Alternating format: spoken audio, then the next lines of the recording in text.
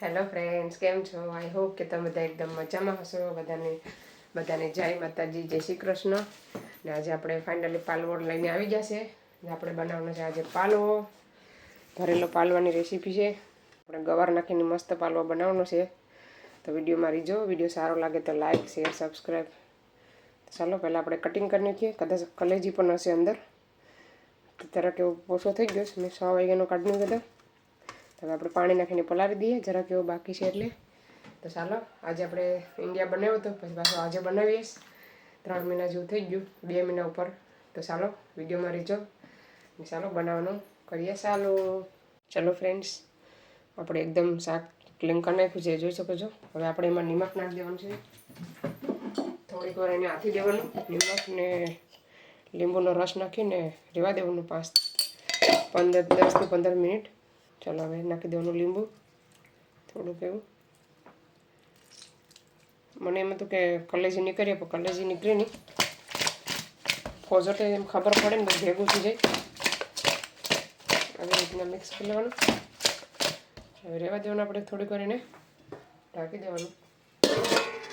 ચાલો હવે ઢાંકી દઈએ આપણે. અહીંયા ગવાર લાવી એટલે ગવાર ક્લીન કરી નાખું. મને એમ કે ગવાર ઘરમાં છે તો જોયું તો નહોતો. ફટાફટ પાછી લેવા ગઈ. મસ્ત મજાનો ગવાર આવી રીતના, ખાલી ઇન્ડિયા જેવો તો થાય નહીં. ઇન્ડિયામાં તો કેવો મસ્ત મસ્ત ગવાર ને આવી રીતના હોય. આવી રીતના કાપી લઈએ બધો ગવાર આપણે. ચાલો આપણે મૂકવાનું ચાલુ કરીએ. એટલે તો આપણે ગેસ સળગાવી દેવાનો.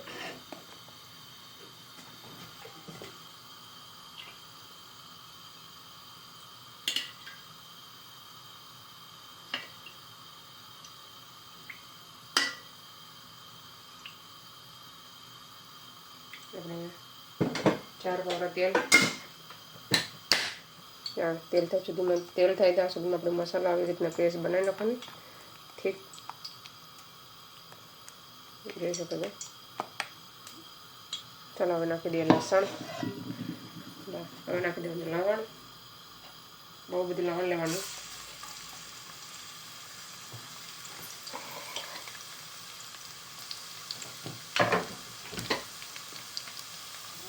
ચાલો લવણ થઈ ગયું.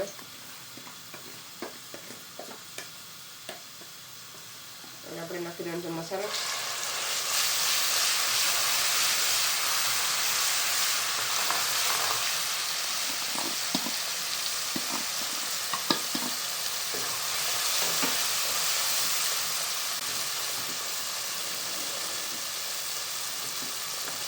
હવે નાખી દેવાનું છે ટમેટું, લીલી ડુંગળી. હવે નાખવાનું છે ગવાર. ધોઈ નાખ્યો છે ક્લીન કરીને. હવે નાખવાનું છે સ્વાદ અનુસાર નિમક.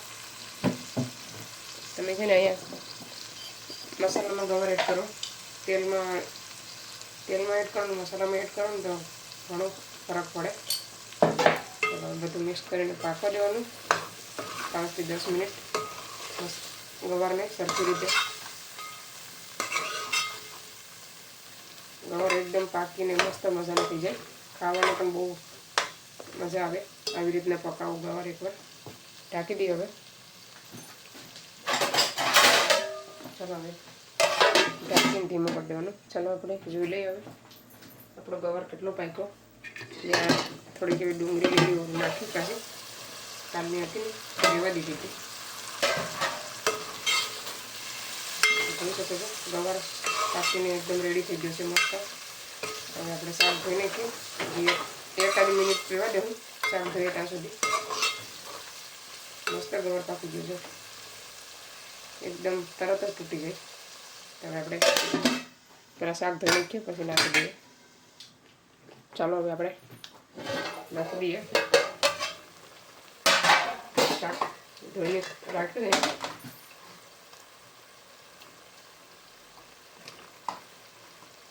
ભીંગડા બરાબર પાડવાના.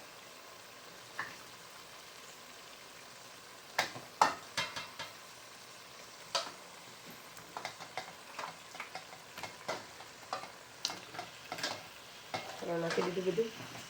મિક્સ કરી નાખીએ આપણે. ગેસ અને વધારે દેવાનું, ખાસ કરી દેવાનું.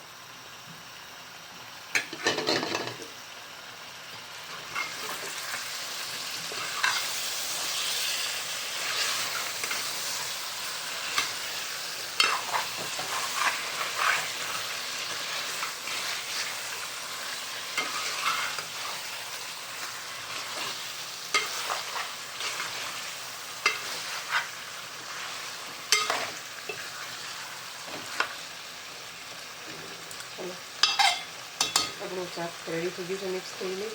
થોડું મિક્સ કરી દીધું. હવે આપણે મસાલામાં થોડુંક રહેવા દઈએ. ચાલો હવે પાણી નાખી દેવાનું છે. મસાલો બેઠી ગયો શાક સાથે.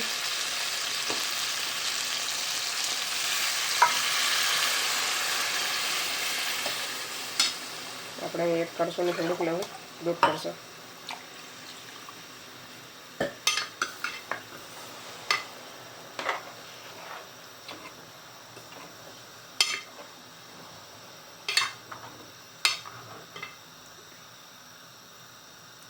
ચાલો હવે તમને પાકી જાય પછી બતાવો.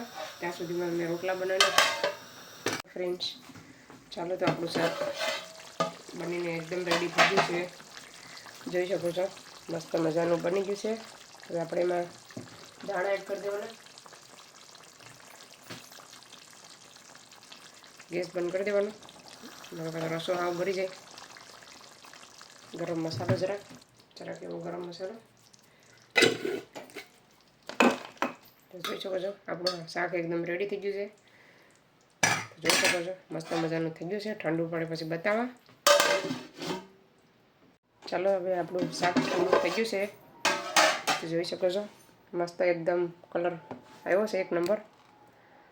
ચાલો બધા કોનું ફેવરેટ છે પાલવાનું શાક ફેવરેટ છે કોમેન્ટ કરવાનું ભૂલતા નહીં. હવે આપણે બેઠી જઈએ જમવા. ચાલો આપણે જમવા બેઠી જઈએ. આપણે લઈ લઈએ શાક ભાતને.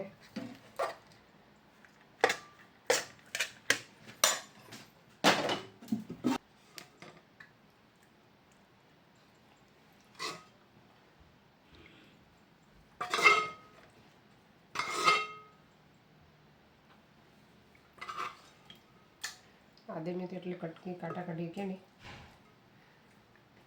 મને તો બહુ ગમે ગવાર. ચાલો આવી જાઓ બધા જમવા.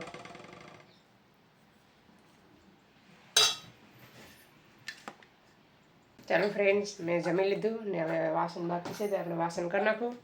તો પાલવાનું શાક એક નંબર બન્યું હતું મસ્ત મજાનું. મેં એમાં ખાખડી કાચી કેરી પણ મોરી હતી. જોઈ શકો છો મને છે ને કાચી બહુ ગમે ખાવાની. તો ચાલો આ વિડીયોને અહીંયા સેન્ડ કરીશ. તમને અમારો વિડીયો કેવો લાગ્યો, તમને પણ મોઢામાં પાણી આવે છે કેરી જોઈને કોમેન્ટ કરજો. તો ચાલો આ વિડીયોને અહીંયા સેન્ડ કરીશ. તમને અમારો વિડીયો કેવો લાગ્યો, સારો લાગ્યો હોય તો લાઈક કરો, શેર કરો, સબસ્ક્રાઈબ કરો. મળીશું નવા વિડીયોમાં. ત્યાં સુધી બાય બાય, જય શ્રી કૃષ્ણ.